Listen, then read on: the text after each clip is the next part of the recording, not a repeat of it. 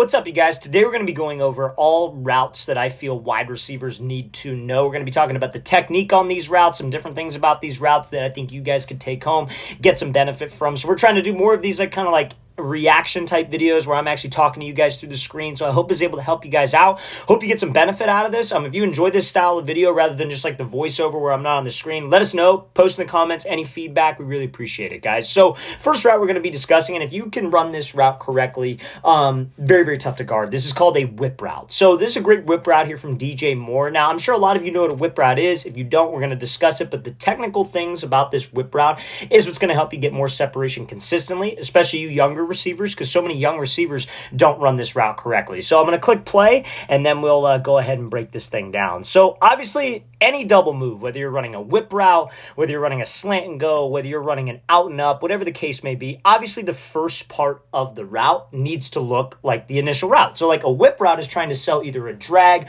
or a slant. We're trying to make that DB think we're going to the inside right now, so he crashes down, and then we whip back out to the outside. So there are three things that you could do as a receiver to sell that, and DJ Moore does it very well on this clip. I'm going to play it back from the beginning, but the most important thing is you have to sell this with speed, number one. A lot of times on a double move, right when they get to this point on the screen here, wide receivers will start to slow down because they're preparing themselves for the break, and a DB notices that. DBs are taught to look for a change in speed whenever they're expecting a double move. So if you cut across his face and maybe your first two steps are good, and then you start to slow down 3, 4, and then get into your break, he is going to anticipate the double move, especially if they see on film that you guys run a lot of double moves. So your speed has to be good. Second thing is going to be long strides. I think one of the main things that a lot of receivers struggle with on double moves is because, again, they're preparing for their break. They're maybe not confident in the break as they don't gain any ground. You see how DJ Moore started past the bottom of the numbers, and when he makes this break, he is past the top of the numbers. So he is gaining ground and actually crossing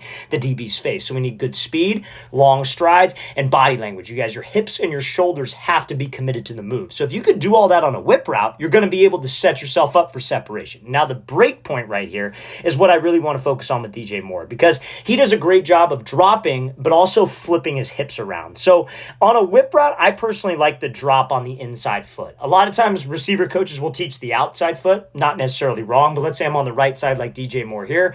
I break to the slant. My inside foot, so that would be my left foot, is the foot where I drop on. My next step is with my right foot, and that right foot has to hook around. My goal is to try to get my toes parallel, as you can see right here, to the line of scrimmage. Now, Moore takes 4 steps. The goal would be 2 steps, obviously, but that hook will flip your hips around so you could get back out to the outside. So if we can sell the whip how we're supposed to, drop on the inside foot, and the drop's got to be violent. You have to sit down to 90 degrees and then hook the outside foot. That can help you drive out, eliminate extra steps, and be able to get you separation. So many times, high school wide receivers will run this whip route. Middle school wide receivers will run the whip, and they will take a million steps to get out of the break. Their hips are slow, and they never flip to the line of scrimmage. Make sure that's not you, because you will get more separation on this route. Now, also, guys, if you are a quarterback or wide receiver watching this video, we are going to be traveling out to 15 different cities across the country in 2025 or 2024, 2025 for 2-day-long QB and wide receiver training camp. So, guys, if you would like to train with myself and my staff of coaches, check out that very first link in the description below. It's where you guys can get all the information on how to sign up for our off-season camps. If you look at our list over here, we're going to be coming out to San Francisco, California, Orlando, Florida, Phoenix, Arizona, Charlotte, North Carolina, Austin, Texas, Las Vegas, Seattle, Chicago, Newark, Birmingham, Houston, Boston, Columbus, Boise, and Los Angeles. So guys, want some more information, want to learn how you can sign up, again, very first link in that description below. We'd love to have you there. Let's get back to this breakdown.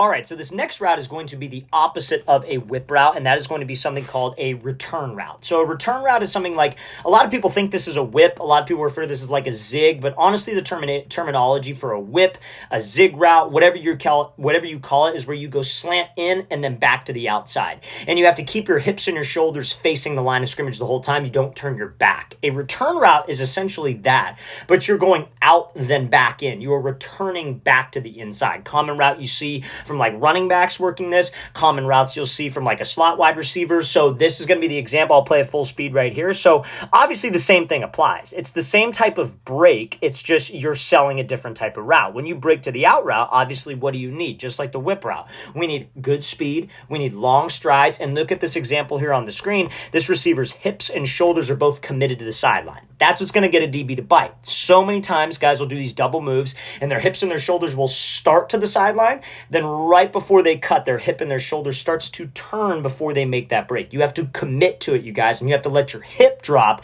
be the thing that gets you out of it. So in this case, because it's a return route, he's working to the left.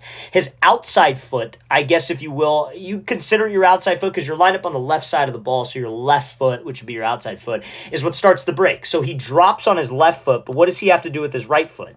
He has to hook it around now. So if it was a whip route, he'd drop on his right, hook the left. It's the opposite. Drop on your left, hook the right, and the goal is to get the toes parallel to the line of scrimmage. Now you see on this example, he's able to get out of it in 2 steps. He drops, hooks, and because he's low enough, because that hook step got him far enough to where his hips and shoulders are square to the line of scrimmage, he could drive off of it, and as you could see, that gets him separation, DB stumbles, and he's able to make a play. So guys, that would be considered a return route. Good to know that terminology. If you're ever in a situation where your offensive coordinator, your coach is like, hey, we're going to be working a return route, that's how you ultimately know what it is. There are many variations underneath. You have a whip route, you have a return route, you have like a jerk route as they call it, where you break to the slant, fake like you're doing a whip, then go back to the inside. There are many variations. So knowing that terminology can only make you a better and smarter wide receiver.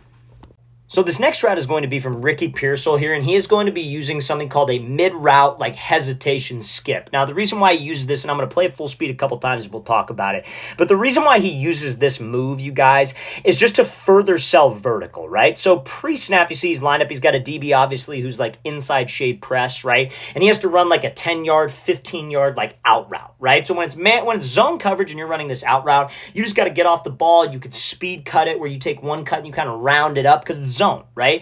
But now when it's man, it's not so much of a rounded cut. You can't round the cut because the DB will undercut your route. What you would have to do is you would have to make like this hard stick, right? But when you release to the outside leading up to that break, the goal is to get the defender flipped to the opposite end zone, which Pearsall does. Now, what you could do as a wide receiver is you could run really hard. You could take the outside release, sell vertical, good strides, good speed, good body language, kind of similar to how we would sell a double move, and you'd be committed to the end zone, and that DB might flip.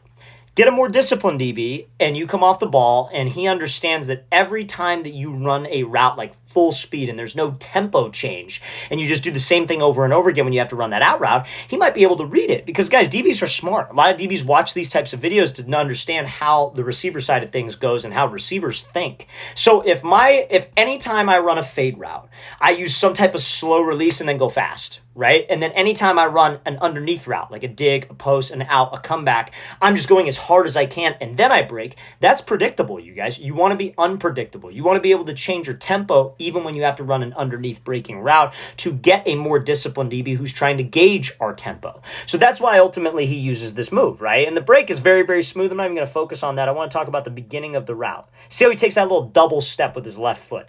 That is what we're trying to look, or that is what we're trying to use, right? He steps with the left foot, steps again with the left foot. It's literally just like a double step, you guys. So you can do this mid-route in any situation. He's running left, because that changes his tempo. DB might slow down. Then we reaccelerate. DB thinks, oh crap, he's doing a fade because I've seen him do that before in a fade. And it's another way that you could sell vertical rather than just your speed, your stride, and your body language. That's what can get that DB to go, oh crap, I don't want to get beat again. Maybe we use this when we're backside on a run play. But a change in tempo, you guys, one of the best, like it's a more advanced way that you could sell fade. And that's why I like adding this to any type of outside breaking route when you have inside shade press and you take an outside release. You do it on out route, a corner route, or even a comeback route.